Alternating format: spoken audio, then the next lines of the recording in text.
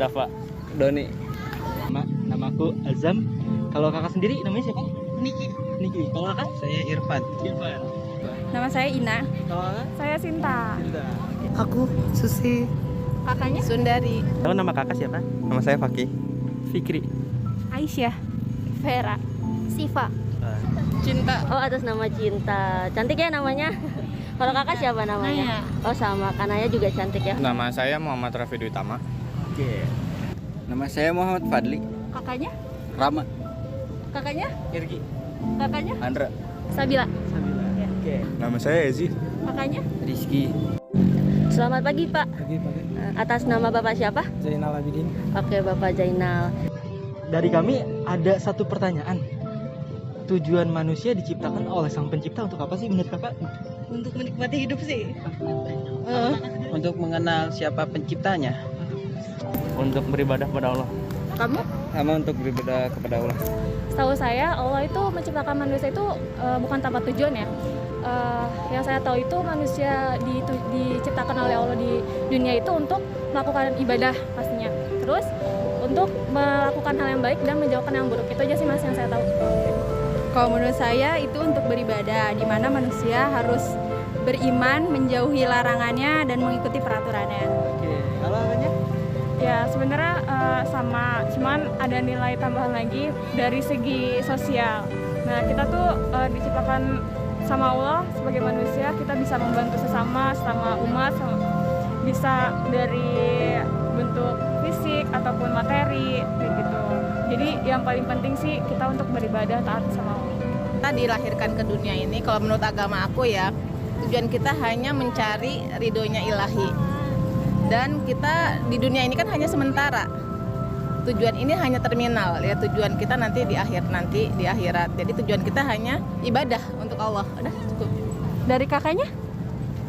Tujuan hidup selalu ingin berbuat baik. Itu aja.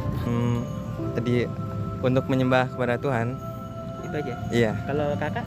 Menurut dari agama saya, alasan manusia diciptakan memang untuk beribadah dan menyembah kepada Tuhan. Kalau menurut kakak? Karena emang manusia sudah ditakdirkan agar bisa bermanfaat untuk semua, untuk sekitar. Kalau kakak? Saya setuju sama teman saya ini. Kalau kakak? Supaya bisa merasakan mungkin ada kebahagiaan suatu saat nanti, jadi biar ya pengalaman lah gitu ya. Gak tahu. Kita hidup untuk hidup. Oke. Hidup.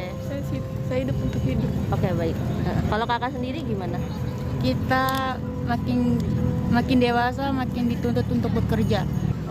Kalau menurut saya itu tujuan manusia diciptakan itu karena ya kembali lagi untuk beramal, berbuat baik dan tentunya berharap surga dari Allah, dari Tuhan ya. Buat untuk jadi lebih baik ke depannya dan sama selalu sabar untuk dari pengujian Allah Subhanahu wa taala. Kalau menurut saya kan agama saya Islam. Jadi mengikuti perintahnya, melakukan ibadah gitu sih. Kalau dari kakaknya? Menurut saya mah yang penting berbuat baik aja. Udah gitu aja sih. Oh dari kakaknya? Kagak melanggar larangan. Udah gitu aja. Kalau dari kakaknya? Yang penting kerja keras sih. Ini bekerja. Kalau ada yang keluarga mah ya usahain nafkahin. Itu jangan diem-diem juga. Gitu aja. Kalau sesuai yang di dalam Al-Quran, setahu saya bahwa tidak aku ciptakan jin dan manusia kecuali untuk beribadah pada Allah. Jadi pada intinya kita diciptakan oleh Allah nih untuk beribadah. Maka dari itu sebisa mungkin apa yang kita lakukan, bagaimana bernilai ibadah di mata Allah, makanya minimal kita setiap melakukan pekerjaan itu membaca Bismillah.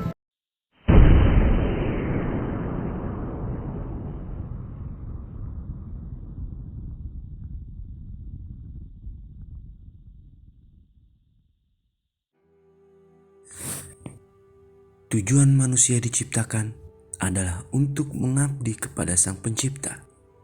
Sebagai makhluk ciptaan Sang Pencipta, sudah sepatutnya manusia harus tunduk patuh dan mengabdi kepada Sang Pencipta.